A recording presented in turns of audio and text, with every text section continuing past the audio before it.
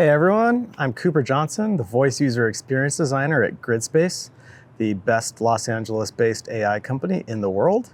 And today I'm going to be talking about a very mysterious term. What is an implicative question? An implicative question is mysterious because I made up that term. I've talked to multiple linguists, including at least one PhD, and they have not been able to tell me if what I'm talking about today has a real name, or a name recognized in academia. So I just had to do what I'm going to do and make one up myself. So what is an implicative question? It's a question that on its surface level or its literal level is a yes-no question, but is actually, if you think about it, an invitation to provide some detail. Here's an example, one that's relevant to the work we do at Gridspace with our virtual agent, Grace. Grace might say to someone looking to book an appointment at an urgent care clinic. Grace could say, do you know which clinic location you'd like to attend, or which clinic location you'd like to go to? That is quite literally a yes or no question. Someone would not be out of bounds to say yes or no, and even just leave it at that. What is Grace really asking in this situation, in this implicative question, is if you know the name of the clinic you'd like to go to, you can tell it to me now.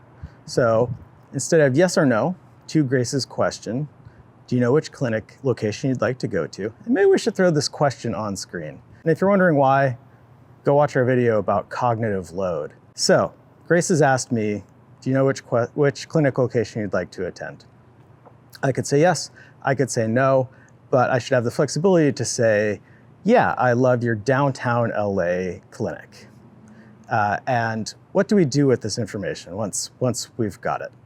If we've taken on this extra challenge of conversation design by allowing these implicative questions, we should have Grace, a virtual agent, be able to operate off of a yes or no answer, and then coax out a better answer from the listener in follow-up questions. If they say yes, Grace could say, hey, that's great. I have the schedules for all of them in front of me right now. Just tell me which one you like and we'll book for that one.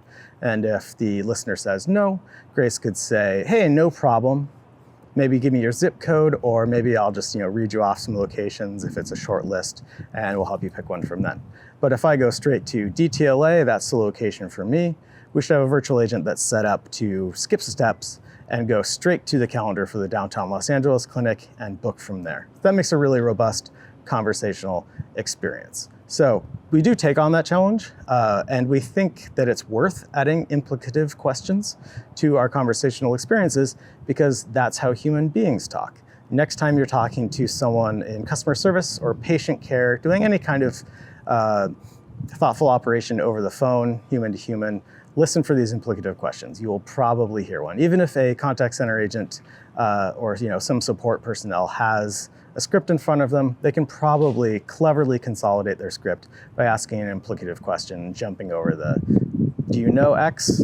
Okay, then let's do Y, instead of just, do you know X? All right, great, thanks for X, let's go operate on it now. So why do we bother? Because it's more polite. It reflects human speech, but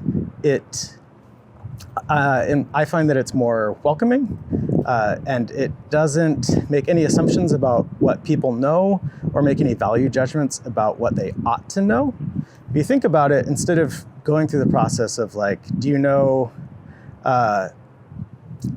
we could ask the kind of rude question, what clinic location do you want to attend? That implies that someone should know that information beforehand, and it might make them feel bad for not knowing, or it just might make them exasperated. Like, you're supposed to help me figure this out. So we kind of get the best of all worlds when we ask, do you know which clinic location you'd like to attend? People can be like, no, I'm a complete newbie to you guys. I don't even know where your locations are. I have a general idea that you're someone near me.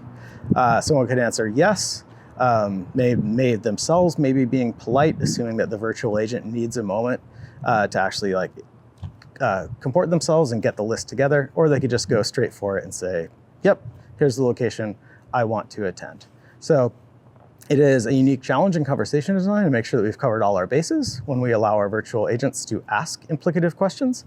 But at the end of the day, it's really worth it, simulates the human experience, and makes the conversation much more enjoyable. So that's why we do it. Even if you're not a linguist, not a conversation analyst, if you know, oh yeah, there's literature about this has been studied, I can point you to the exact term that professionals or academics use to describe this conversational phenomenon, reach out to us. We want to hear about it. You and I can have an in-depth conversation about implicative questions and maybe lob some at each other. So check us out, gridspace.com, reply to this video, let us know what you think.